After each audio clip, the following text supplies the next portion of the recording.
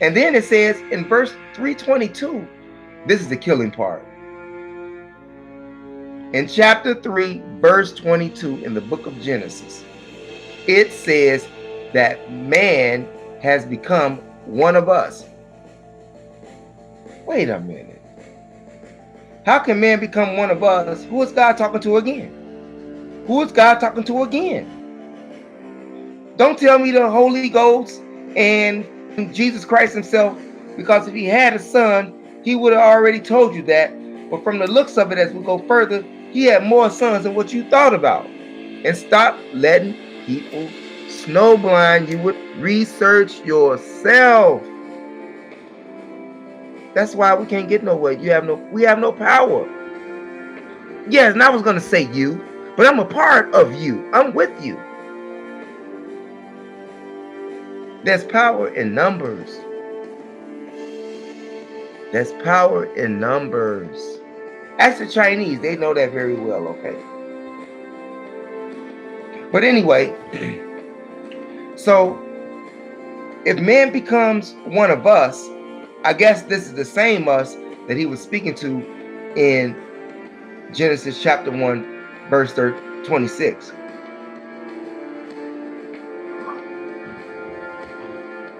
So who is that us? And like I say, remove all influences and just think for yourself. Remove all influences and think for yourself. And like I say, Cain killed Abel. And Cain went off to the land of Nod and met his wife. How did he meet his wife? Who was she? These were different forms of creation.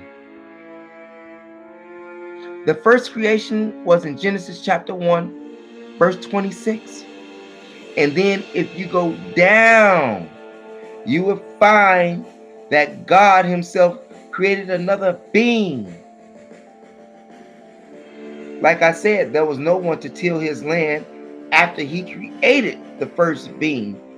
You understand? Are you with me? I hope so. I mean, I'm putting it out there as simple as I can. Okay?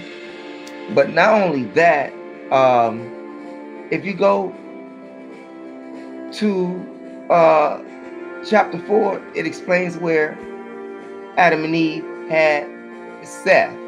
God gave him Seth to replace Abel, whom Cain has killed.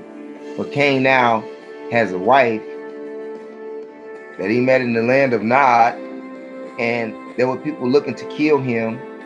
Okay, and he was a fugitive. How is a man a fugitive? It clearly states that he's a fugitive and will be a vagabond in the earth.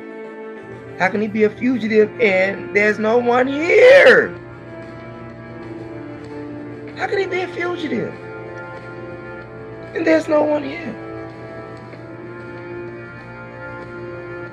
Then you got in Genesis chapter 5, verse 1, it tells you that God called their name Adam. God called their name Adam. These are different species, different creations of people. Remove all of your influences and think for yourself. He named their name Adam. He named the people named Adam. He named the people. That's where you get the Adamites from. Hello? To my Christian brothers and sisters, if you conscious, I know you feeling me. Real talk. Call their name Adam. A people named Adam.